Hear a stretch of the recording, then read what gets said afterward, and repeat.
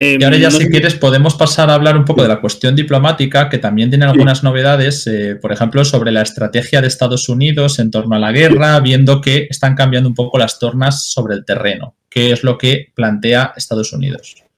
Sí, bueno, a ver, mañana de hecho, que justo mañana, cuando saco el artículo, que bueno, que he hecho hace mucho que no se publicaba uno, por cierto, y que es un artículo básicamente un análisis de una, pues parece una nueva estrategia que está teniendo Estados Unidos con respecto a Ucrania, ¿no? ¿Por qué? Porque bueno, cada vez estoy leyendo más voces de analistas estadounidenses y de incluso de analistas estadounidenses que son próximos a la administración Biden, que comentan de que el objetivo de Estados Unidos ya es terminar la guerra en verano, o para verano, o no mucho más que no dure más de verano. Y que el objetivo parece ser de Estados Unidos, alias la OTAN, porque bueno, Europa quizás tenga otras cuestiones que luego puedo comentar un poquito. La cuestión es de enviar todo el apoyo posible ahora mismo. Hemos visto con los tanques, los carros de combate, los Leopard, los Abrahams, etcétera. Pero también estamos viendo con misiles de largo alcance, ¿no? Que eso yo creo que es bastante más importante que a lo mejor que 100 tanques, ¿no? Incluso también enviar sistemas de artillería que César, que lo está enviando Francia, ¿no? A Ucrania, ¿no?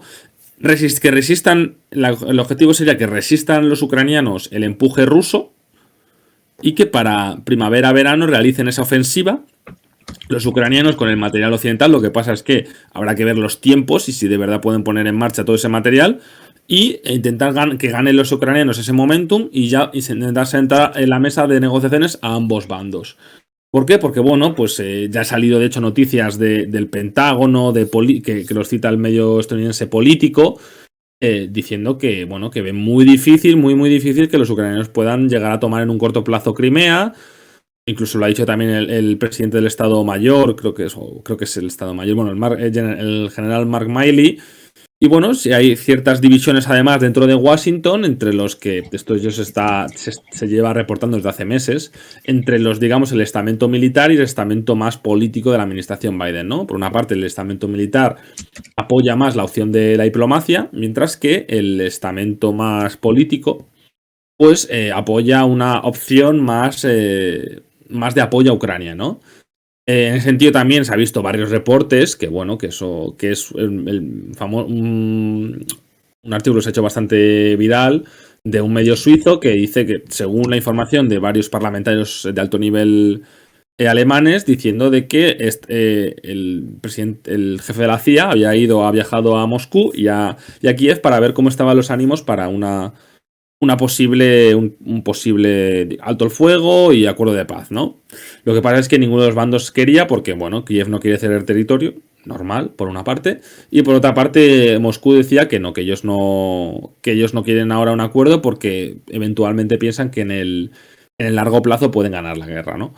Y más allá de eso, bueno, pues estas cuestiones de que parece que Estados Unidos pues ya cada vez pues no quiere, digamos, regar de recursos a Ucrania porque al final está teniendo ciertos problemas su industria militar en cuestiones de que tiene arsenales más vacíos, que tiene que estar aumentando, el Pentágono ya ha pedido que aumente la producción de munición de artillería un 500%, que eso lo reportó el New York Times, y bueno, ciertas cuestiones de que también están saliendo muchos artículos y reportes, informes que dicen de que Estados Unidos ahora mismo no está preparado, no estaría preparado para una lucha con China, teniendo en cuenta digamos, la situación de la guerra en Ucrania, que es una guerra de alta intensidad, que está pues agotando los arsenales, o no agotando los arsenales, pero digamos que está suponiendo un problema para la logística y para el vaciamiento de los arsenales militares, ¿no? Evidentemente la industria militar estadounidense es fuerte, pero al final ninguno de unos países occidentales, pues ninguno ha estado medianamente preparado, salvo Estados Unidos a lo mejor, pero no tanto demasiado como se esperaba, para una guerra de este calibre, ¿no? De una guerra de alta intensidad, ¿no? Y bueno, luego también está evidentemente el sector en Washington y estoy hablando también no solamente de políticos y de la administración Biden, etcétera, sino también de analistas que dicen que la prioridad de Estados Unidos es China y que no es empantanarse en Ucrania, ¿no? Y que lo que no se puede hacer es quemar recursos para desgastar a Rusia, pero y luego dejar de lado, digamos, la cuestión de Taiwán, la cuestión de China, que al final, eso, pues la prioridad de Estados Unidos, y yo pienso que también es más prioridad que, evidentemente, que Ucrania, ¿no? Y bueno, que eso, que el objetivo, evidentemente, ahora mismo Estados Unidos no se puede echar para atrás, la OTAN tampoco se puede echar para atrás, porque digamos que han puesto tanta carne en el asador que es complicado, pues, digamos, recular, ¿no? Y yo creo que además, yo creo que tienen aún la esperanza de que pueden hacer aún más daño a Rusia, ¿no? Pero bueno, pero que a lo mejor en un espacio de meses, verano, como yo digo, y tal, pues que sí que es verdad que pueden intentar apostar por esa vía diplomática e intentar, pues eso, pues que haya un arreglo y virar más hacia China, ¿no? Pero bueno, esto es una cuestión, bueno, es un artículo que es un análisis de eso, de cómo puede pasar eso y por qué, pero evidentemente nada, son todo, pues son cuestiones que pueden no pasar, pero bueno, digamos que es el humor que se está viendo ahora mismo, yo estoy leyendo sobre todo en Washington, ¿no? Yo creo que es bastante importante, sobre todo que luego están saliendo muchos reportes de que China puede invadir Taiwán en 2025, que en 2027 también, que decir que parece que están presionando. Yo creo que el sector más antichino, más pivote asiático está presionando en Washington para que se centren en ese frente, ¿no? Y yo creo que eso es importante y luego, y al parecer hay como esta serie de dudas sobre la posibilidad que tenga o la capacidad que tenga Ucrania de verdad echar a los rusos de todos los territorios ocupados. Yo personalmente no lo creo que tengan esa capacidad porque al final los rusos lo que están demostrando es que ante dificultades lo que van a hacer es poner mucho más recursos, muchos más hombres, mucho más tanques, misiles, etcétera, y los ucranianos y la OTAN no me queda claro que ese sea. Bueno, primero, los ucranianos si pudiese lo harían, pero la OTAN yo no creo que tenga esa voluntad de quemar tantos recursos en esta guerra porque yo creo que sus objetivos sobre todo son otros o digamos que tienen otras prioridades. Sí, nos comentan por el chat, justo al hilo de esto, varias personas que decían, bueno, ¿qué es esto, no? De hacer guerras a la carta, de duración. Pues es que aquí, para poder entender cómo ahora se apuesta por la diplomacia, ahora no se apuesta por la diplomacia, creo que hay una pieza que se nos está escapando y que es muy importante sacar a colación. Y es el hecho de la entrevista que ha dado recientemente Naftali Bennett, el ex primer ministro israelí, que ha declarado, entre otras muchísimas cosas, que ya hubo varios borradores, se presentaron decenas de borradores para llegar a algún acuerdo de alto el fuego, algo que parase la guerra. Un acuerdo de alto el fuego básicamente aquí iba a ser como un acuerdo de Minsk III. Esto te ha dicho algún Arestovich, me parece que ha hecho mención a esos términos, me ha sorprendido un poco, pero bueno, ya sabemos que ahora Arestovich está muy hablador. La cuestión es que Naftali Bennett ha mencionado que un acuerdo de alto el fuego, que no es un acuerdo de paz, traería unas consecuencias que pues Ucrania en aquel momento se veía a lo mejor más débil o con un apoyo occidental que podía ser importante pero no era determinante, y Rusia se veía que no era capaz de lograr al principio esa toma de Kiev rápida y tuvo que retirarse, reorganizar la estrategia y ahora pues tiene otros objetivos políticos más ajustados al tema militar.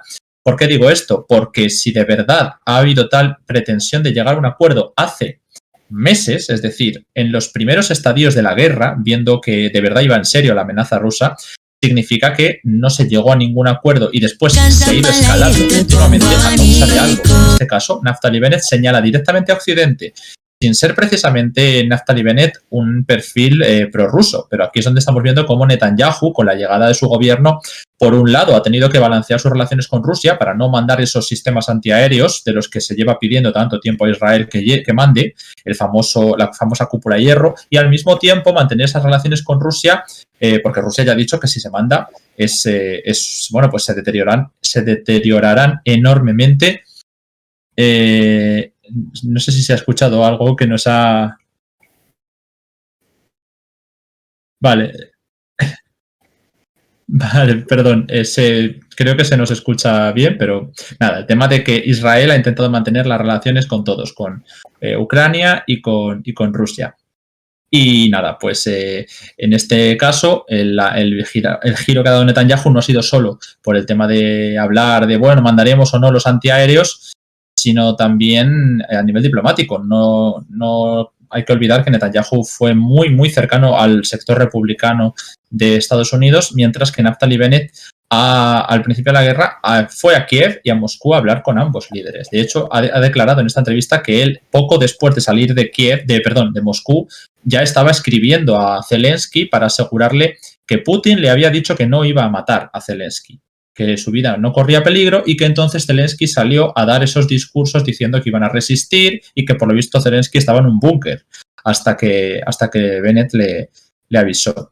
Bueno, ya veremos lo que pasa con el tema de Naftali Bennett, pero al apuntar directamente a Occidente empiezan a encajar varias piezas, porque tenemos la pieza de señalar a que Reino Unido y Estados Unidos, que han sido los que han barrido totalmente a Francia y Alemania del centro diplomático que llevaban 8 años, son los que acudieron principalmente a Ucrania, y los intentos de negociación que hacía al principio Israel y que después hizo Turquía, los pararon. Porque Boris Johnson fue absolutamente duro con las posibilidades de que Zelensky, ya posteriormente, cuando estaba negociando con Turquía por el grano, llegara a algún tipo de acuerdo de alto el fuego.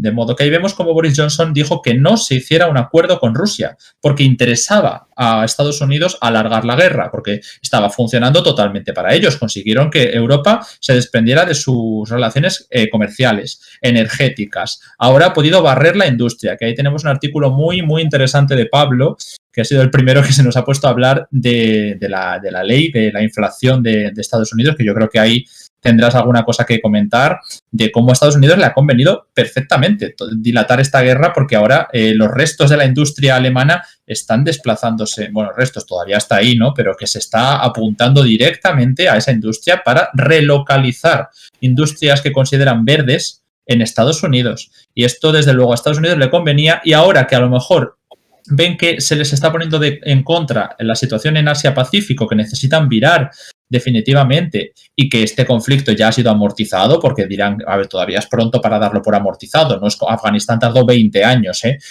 para al final no ganarlo, pero es verdad que ya han conseguido sus objetivos. Los europeos pagan el 2% del PIB en defensa, han roto todas las relaciones con Rusia.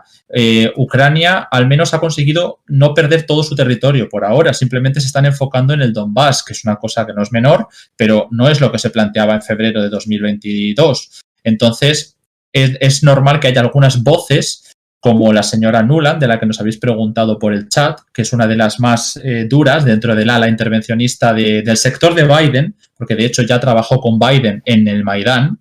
Victoria Nuland. ¿Es la que dijo fuck the European Union? Creo que sí que fue ella, Victoria Nuland. Ella, ¿no? La de cuando le empezaron a hablar de... Hay como unos cables, ¿no? Que en 2014, creo que... Sí, en pleno Maidán. Sí, en 2013, Maidán, perdón, que estaban hablando de cómo, en plan de eso, de que los europeos querían poner a gente próxima en el gobierno ucraniano, creo que era la cuestión. Sí. Y decía Nuland que fuck de la Unión Europea que ponemos a los nuestros. Concretamente hablaba de Vitaly Klitschko, el actual alcalde de Kiev. Que ya en aquel momento Alemania intentó que tuviera un peso importante y un peso negociador con todos los sectores. Sin embargo, Estados Unidos dijo eso, que se joda la Unión Europea, que ellos no querían a Klitschko en el poder, que querían a otro. Está todo el fragmento en el libro de Ucrania, Camino hacia la guerra. Lo comento simplemente porque en algunas zonas de internet ha desaparecido, casualmente, ¿no? Es algo que nadie se esperaba. Pero sí, con esas palabras, como nos preguntáis en el chat, literalmente con esas palabras... Es muy famoso ese comentario. O sea, que es bastante lo tenemos literal. Si alguien quiere leerlo literalmente, un día voy a coger el libro y lo voy a leer tal cual. Pero lo podéis recordar que no sé fue si Victoria la Nuland o fue alguien del mismo... De esto fue con la administración Clinton, que eso fue, pues creo que la Unión Europea pues en los 90 quería realizar, digamos, una unificación más en defensa y en política exterior, y que fue no sé si fue sin Nuland o no, me estoy yendo muy para atrás, pero fue una de este ala intervencionista demócrata y tal del gobierno de Clinton, que dijo que a la Unión Europea que sí, que todo lo que queráis, pero todo dentro de la OTAN. El peso más fuerte de Nuland fue durante el periodo de Obama. Por eso, de hecho, Joe Biden, que era un buen conocedor... Albright, sí, eso, perdón. Es que no sé por qué está diciendo de Nuland, pero es que, no sé, se me bailan los nombres, perdón. Sí, es que hay muchos perfiles muy intervencionistas, muy fuertes. Suenan todos, como dicen todo lo mismo, pues yo, bueno. Pero de hecho es eso, la señora Nuland también estos días ha hecho declaraciones interesantes. Por ejemplo, hace poco creo que le preguntaba a Marco Rubio, el senador republicano, por temas del Nord Stream, y ella abiertamente lo ha celebrado. Ha celebrado que el Nord Stream ahora sea un pedazo de metal en el fondo del océano, bueno, del mar Báltico en este caso. Es decir, que es una persona con un intervencionismo muy duro y que ya estuvo allí en el Maidán y todas las cosas que hemos explicado. Bueno, pues que esta persona esté también valorando la posibilidad de que haya que hablar con Rusia, a lo mejor no a cambio de ceder territorios, pero sí hablar con Rusia, es una cosa muy fuerte. Tenemos al sector de Biden ahí, pero es que además de la Rand Corporation, de la que hemos hablado con el think tank que ha emitido este informe o esta recomendación sobre negociar para salir o que la guerra acabe, como decíamos antes, a la carta, es decir, durante los próximos meses, ya se han conseguido grandes objetivos en Europa, mantienes unos fuertes contingentes con la OTAN, pero tampoco quieren escalar. Biden dijo que no quería una guerra mundial. Esto encajaría, por tanto, en ese viaje que habría hecho el director de la CIA, el señor Barnes, a Moscú y a Kiev. Y claro, pues entre la señora Nuland y el señor Barnes, pues tenéis a bastante intervencionismo demócrata entrando a full en la diplomacia, lo cual pues nos deja un escenario incierto, pero bastante interesante. No confundir el señor Barnes de la CIA con el de los Simpson, ¿vale? O sea... No, pero de hecho el de los Simpson es republicano, si no me equivoco. Sí. Bueno, pues yo creo que podemos ir terminando porque al final nos hemos extendido, pero bueno, sí, yo creo que sí, vale, si queréis leer el asunto de la ley antiinflación, pues tenéis en mi artículo, que si queréis lo paso.